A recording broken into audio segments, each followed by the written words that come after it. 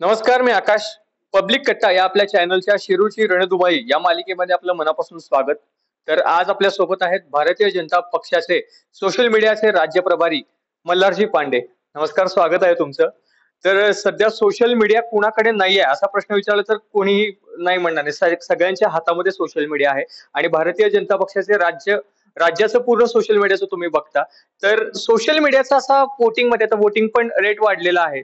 तर वोटिंगचा असा सोशल मीडियाचं किती पर्सेंट म्हणजे योगदान म्हणावं लागेल या वोटिंग मध्ये? सर्वप्रथम नमस्कार आणि पब्लिक कट्ट्याच्या सगळ्या व्ह्युअर्सचे मी आता काही तुमचे एपिसोड पाहतोय, तर ज्या पद्धतीने प्रतिसाद मिळतो ती खरंच मोठी गोष्ट आहे. तुम्ही जो प्रश्न विचारलात की वोटिंग मध्ये सोशल मीडियाचा उपयोग कसा होतो, तर मुळात वोटिंग करणं आणि वोटिंगला जायला भाग पाडणं हे जितकं नेत्यांचं काम आहे तितकं जनतेचं पण काम आहे.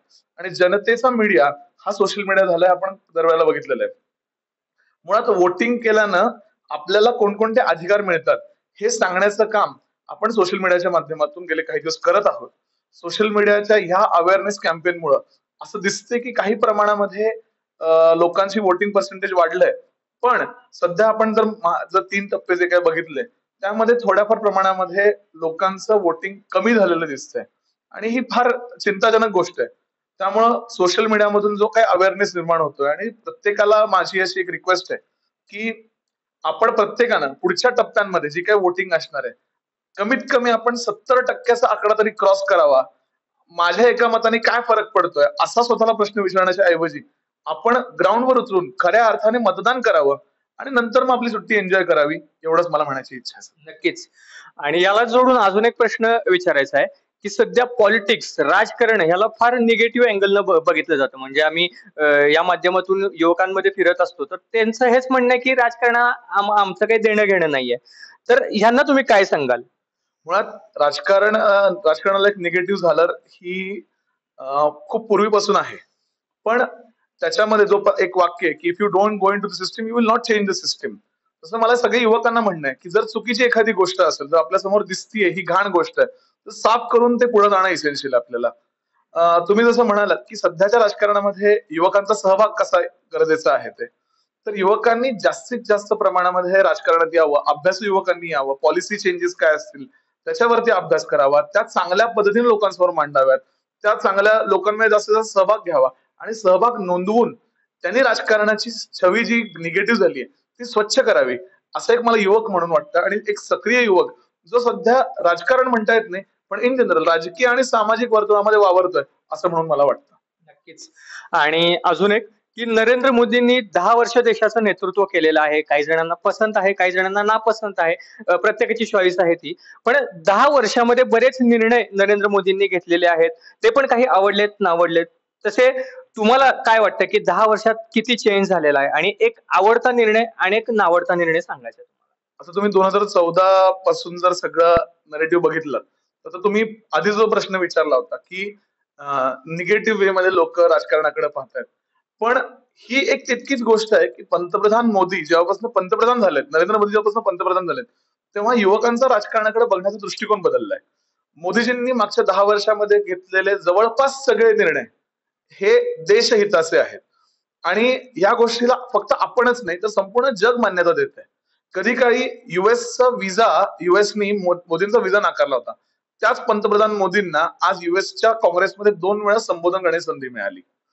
आज परराष्ट्र नीती हा जो विषय आहे, जो युवकांना कधी माहितच नव्हता, आज तो त्यांचा सेंटर पॉइंट बनलाय. जयशंकर जे आपले परराष्ट्र मंत्री आहेत, ते काय बोलतात, त्यांच्या रील्स कशा व्हायरल होतात, नेमका आपला भारताचा जगाचा दृष्टिकोन काय, भारतामध्ये आपली वाढलेल्या स्थिती काय, या सगळ्या गोष्टी युवकांना सध्या भावतायत. पंतप्रधान मोदींचा सगळ्यात महत्वाचा निर्णय कुठला असेल तर आर्टिकल 370.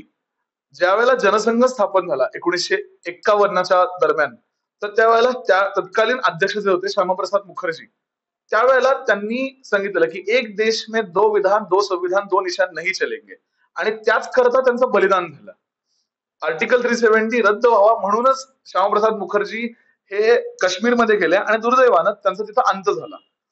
तेच धोरण इतक्या वर्ष चालू ठेवणं, 1980 मध्ये जनसंघ विरघळला, म्हणजे संपला आणि ती जनता पार्टी निर्माण झाली आणि त्यानंतर 1980च्या अधिवेशनामध्ये भारतीय जनता पार्टीचा उगम झाला. 1980 पासून ते 2014-17 आपण 2019च्या आसपास आपला आर्टिकल 370 रद्द झाला.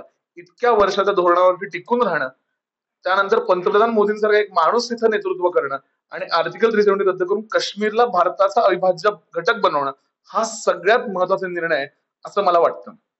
याहून अनेक दुसरे निर्णय आहेत. राम मंदिराचा विषय तर तुला सगळ्यांना माहिती आहे. 550 वर्षांचा आपला इतिहास आहे, रक्तरंजित इतिहास आहे. आपल्या शूरवीरांनी बलिदान दिलं. बलिदान केल्यानंतर अनेकांचं तिथं हौतात्म्य त्यांना पत्करावं लागलं. तिथं हौतात्म्य पत्करल्यानंतर आपल्या स्वतःच्या देशामध्ये आपला स्वतःचा राम बसू शकत नव्हता.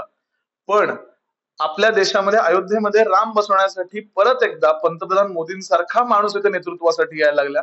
राम मंदिरासाठी माझ्याकडनं तर शुभेच्छा आहेतच, पण ज्या ज्या करसेवकांनी त्यावेळेला हौतात्म्य मिळालं त्या सगळ्यांनाही वाहिलेली पंतप्रधान मोदींकडनं श्रद्धांजली आहे. हा एक दुसरा निर्णय. आता न आवडलेला निर्णय कोणता, एक लक्षात घ्या.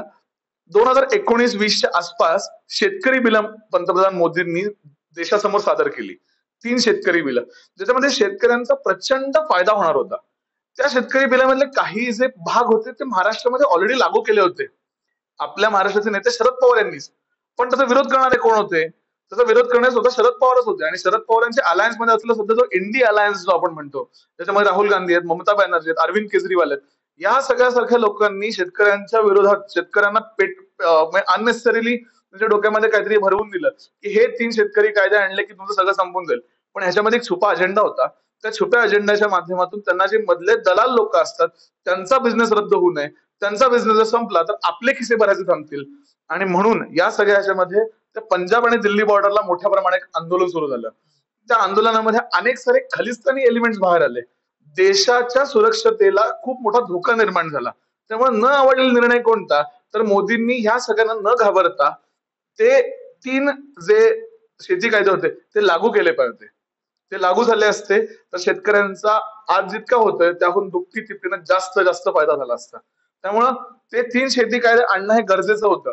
पण त्यांनी तो परत त्या शेती कायदे मागं घेणं हा निर्णय, शेती कायदे मागं घेणं हा निर्णय मला न आवडलेला निर्णय होता. नक्कीच.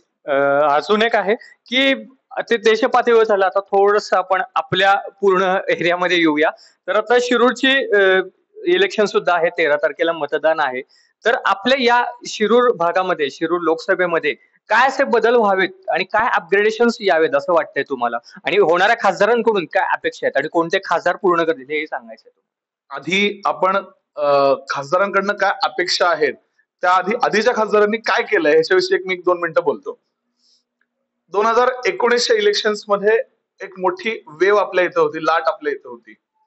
संभाजी सिरियल जे होतं, धर्मवीर स्वराज्य रक्षक छत्रपती संभाजी सिरियल जे होतं, त्यामधून अमोल कोल्हे यांना प्रचंड पॉप्युलॅरिटी मिळाली होती. आणि अनेकांनी त्या गोष्टीकडे बघून त्यांच्याकडे मतदान केलं. त्यावेळेला बरेच लोकांना वाटलं की अमोल कोल्हेंसारखा एक अभ्यासू नेतृत्व हे मोठ्या प्रमाणामध्ये शिरूर मतदारसंघामध्ये काम करेल. पण दुर्दैवाची गोष्ट अशी की मी ज्या भागात राहतो, पुणे सोलापूर हायवेच्या जवळ लोणी काळभोर या गावामध्ये, त्या गावामध्ये त्यांनी मागच्या 5 वर्षांमध्ये 4.5-5 वर्षांमध्ये कधीही त्यांनी फिरकले नाहीये. आपण धार्मिक ध्रुवीकरणाच्या गोष्टी बाजू ठेवूयात. अमोल कोल्हेंकडनं अनेक वेळेला भाजपला शिव्या दिल्या जातात की भाजप धार्मिक ध्रुवीकरण करतं. आपण इंडस्ट्री या गोष्टीवर 1-2 मिनिटं बोलूयात. इंडस्ट्रीयल बेल्ट निर्माण व्हावा, पुणे सोलापूर हायवेवरती इंडस्ट्रीयल बेल्ट निर्माण व्हावा, इंडस्ट्रीसाठी काहीतरी प्रयत्न व्हावेत, इथं रोजगार निर्माण व्हावा, यासाठी मागच्या 5 वर्षात अमोल कोल्हेंनी कोणते प्रयत्न केले आहेत का, हा प्रश्न जनतेने स्वतःच्या मनाला विचारावा. दुसरी गोष्ट, पुणे सोलापूर हायवेला नर्सरी हब ऑफ इंडिया म्हणलं जातं. देशातल्या सगळ्यात महत्वाच्या नर्सरीज ह्या आपल्या भागात आहेत. ह्या नर्सरींना अजून त्यांचं निर्यात व्हावी, अजून लोकांपर्यंत पोहोचाव्यात, यासाठी या खासदारांनी काय केलं, यासाठी कोणती पॉलिसी आणली का?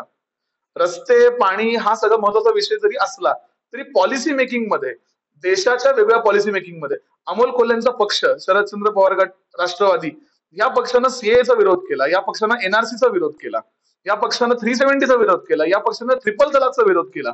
ज्या ज्या म्हणून गोष्टी देशहिताच्या होत्या त्या पॉलिसीज मध्ये ह्या पक्षाचा विरोध होता. तर आमची आत्ताच्या खासदाराकडनं अपेक्षा काय आहे, तर आत्ताच्या खासदारांना राष्ट्रहिताच्या सगळ्या निर्णयांसाठी पंतप्रधान मोदींच्या बाजूने उभं राहावं. राष्ट्रहिताच्या प्रत्येक निर्णयासाठी जर त्या पंतप्रधान मोदींच्या मागे जर उभे राहिले, एवढं जरी केलं, आम्हाला पंतप्रधान मोदींच्या नेतृत्वावरती 100% विश्वास आहे. एक या गावाचा नागरिक किंवा या मतदारसंघाचा नागरिक म्हणून मला वाटतं रोजगार निर्मितीसाठी मोठ्या प्रमाणामध्ये आपले जे उमेदवार आहेत, शिवाजी आढळराव पाटील यांनी प्रयत्न करावेत. 15 वर्ष ते खासदार होते. याआधी मोठ्या प्रमाणामध्ये त्यांनी इंडस्ट्रियल बेल्ट नगर रोडला निर्माण करण्यासाठी म्हणून भरपूर प्रयत्न केले. अनेक साऱ्या गोष्टी त्यांनी तिथे आणल्या.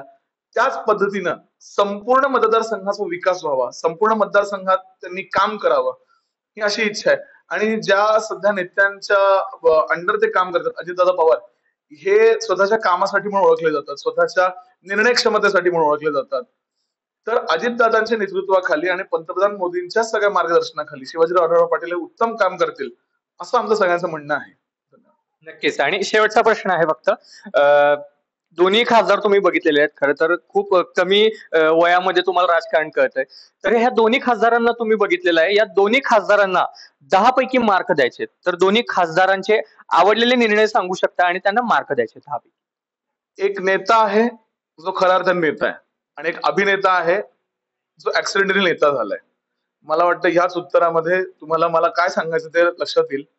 आवडलेले निर्णय म्हणजे अमोल कोल्हेंनी आता हा मला खरं तर पॉज घ्यायला लागतोय, म्हणजे सॉरी टू से, पण म्हणजे त्यांनी मागच्या 5 वर्षामध्ये ह्या मतदारसंघामध्ये अशी महत्वाची कामं काय केलीत, हा खरंच मोठा इश्यू आहे. एक सांगावं असं वाटेल, त्यांच्या निवासस्थानातला रस्ता देखील कच्चा आहे आणि रिसेंटली आम्ही बघून आलेली गोष्ट आहे.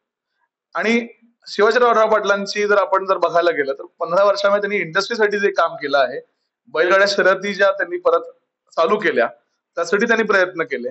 कोविडच्या काळात त्यांनी जे काम केलं, कोविडच्या काळात ते खरं तर खासदार नव्हते तरीही त्यांनी झोकून देऊन काम केलं. या सगळ्या गोष्टी आवडीच्या आहेत, हेच मला सांगायचं. फक्त मार्क द्यायचे आपल्याला 10 पैकी अमोल कोल्हेंना किती आणि आढळरावांना किती? Amol Kolhe I would give 3 out of 10. 10 पैकी 3 देईन मी त्यांना, आणि आढळराव पाटलांना 9 देईन मी त्यांना. 9 पैकी 10 पैकी 9 मार्क देईन त्यांना नक्की मी.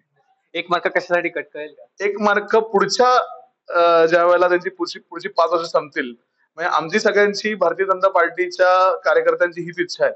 मुळात आमच्यासाठी पक्ष श्रेष्ठ नाहीये, आमच्यासाठी राष्ट्र श्रेष्ठ आहे. त्यामुळे आमचं मत ज्या व्यक्तीला जाईल त्यांनी राष्ट्रहिताचे निर्णय घ्यावेत, आणि ते राष्ट्रहिताचे निर्णय घेतले गेले तर आमच्यासारखे राष्ट्रभक्त, राष्ट्रहित जोपासणारे युवक आहेत त्यांना 100% 10 पैकी 10 मार्क देतील, एवढीच माझी इच्छा आहे. धन्यवाद. नक्कीच, धन्यवाद.